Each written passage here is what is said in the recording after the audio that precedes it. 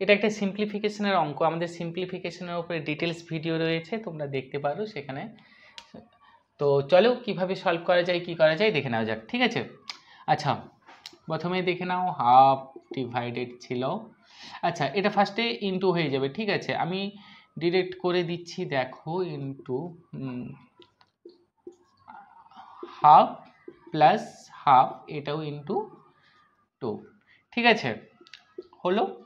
আচ্ছা এর পরের স্টেপ কি করা যাবে, হাফ ভাজিত 1/4 হয়ে গেল বাই 1/2 প্লাস এটাও হয়ে যাচ্ছে কত 1/4, ঠিক আছে, হলো। এরপরের স্টেপ কত হবে, তাহলে হাফ ইন্টু 4/1 কিছু নেই বলে, ব্যাস এটা উপরে হলো, এটা অবশ্যই কাটি হয়ে যাবে 2, তার মানে নিচে এবার কত হবে, এলসিএম করে নাও, এলসিএম তোমার কত হচ্ছে 4, 2 2 4, 4 1 4 মানে 3/4, তাই তো, তার মানে ওপরে 2/3/4, এটাকে দেখো 2/1 ইন্টু 4/3, তার মানে 4 2 8, মানে 8/3 সমান কত, 2 পূর্ণ 3 2 6 7 8, 2 পূর্ণ 2 এর 3, দেখে নাও 2 পূর্ণ 2 এর 3, সি, এটাই অ্যান্সার হবে। আমাদের ডিটেলস রয়েছে ওখানে, যারা বুঝতে পারছো না তারা ওখানে গিয়ে দেখো, বুঝতে পারবে, আমাদের ডিটেলসে সিম্পলিফিকেশনের ভিডিও রয়েছে। চলো পরের অঙ্কে যাই। দেখো পরের অঙ্কে আমরা চলে এলাম, 1 থেকে 100-র মধ্যে কতগুলি সংখ্যা আছে যেগুলি 4 দ্বারা সম্পূর্ণভাবে বিভাজ্য এবং সংখ্যাটির মধ্যে 4 একটি অঙ্ক। দেখো এটা এমন একটা ক্রাইটেরিয়া বলা হয়েছে, সংখ্যাটার মধ্যে 4 সংখ্যাটা অবশ্যই থাকবে, শুধু তাই নয় তার সাথে 4 দ্বারা সেটা বিভাজ্য হতে হবে। আচ্ছা এরকম যদি হয় তাহলে দেখো প্রথমে 4 হয়ে যাচ্ছে, 4 3 12, 12 কিন্তু হবে না, কারণ 12 মানে 4 দ্বারা বিভাজ্য 12 কিন্তু তার মধ্যে 4 নেই, তাই হবে না। 4 6 24, 24 হবে। 4 10 40, 40 হবে। 4 11 44 মানে 44 হবে। 4 11 44, 4 64, এরকম করে দেখবে টোটাল 7টা সংখ্যা আসবে, ঠিক আছে, এটা 7ই অ্যান্সার হবে, টোটাল 7টা সংখ্যা আসবে। চলো আমরা পরের অঙ্কে যাই।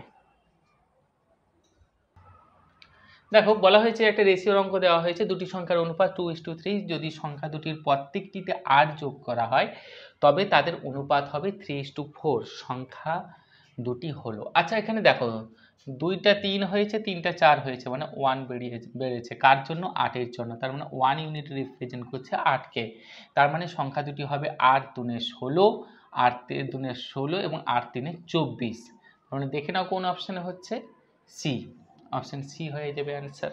চলে পরের অঙ্কে যাই। দেখো এটা প্রফিট অ্যান্ড লসের একটা অঙ্ক দেওয়া হয়েছে, 28টি জিনিস বিক্রয় করে একজন ব্যক্তি 4টি জিনিসের বিক্রয় মূল্যের সমান লাভ করেন, শতকরা লাভের হার কত, ঠিক আছে, শতকরা লাভের হার কত, 4টা তিনি লাভ করেছেন, এই 28টা জিনিস বিক্রি করে 4 বেরিয়ে গেছে, মানে 24 ইন্টু 100, 4 6 24, 2 50 100, 2 3 6, তার মানে 15/3 মানে 16 3 48, মানে 16 পূর্ণ 2/3%, তার মানে কোনটা হবে, এক একটা অ্যান্সার হয়ে যাবে। চলো পরের অঙ্কে যাই।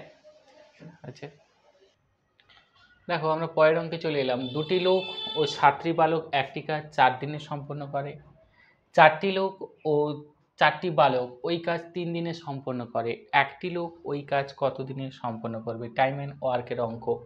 আমাদের আগে এদের এফিসিয়েন্সি রেশিওটা বের করে নিতে হবে, 2 ম্যান ইন্টু 7 বয়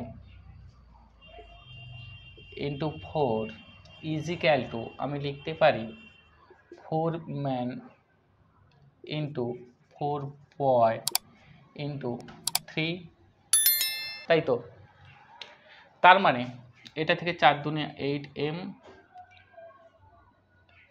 এটা প্লাস হবে, ঠিক আছে, এটা প্লাস হবে ইন্টু নয়। আচ্ছা 7 4 28 B is equal to 3 4 12 m plus 3 4 12 b, ঠিক আছে। और তার মানে b is to m is equal to 1:4, ঠিক আছে।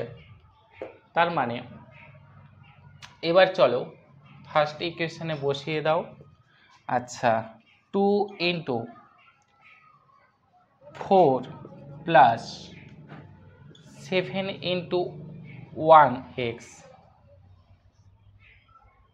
into 4 is equal to এগুলো x ধরে নাও, ঠিক আছে।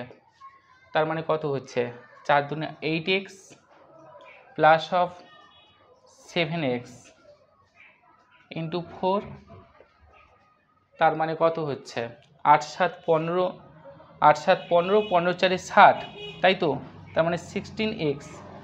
এবার 4 এফিসিয়েন্সি, ঠিক আছে।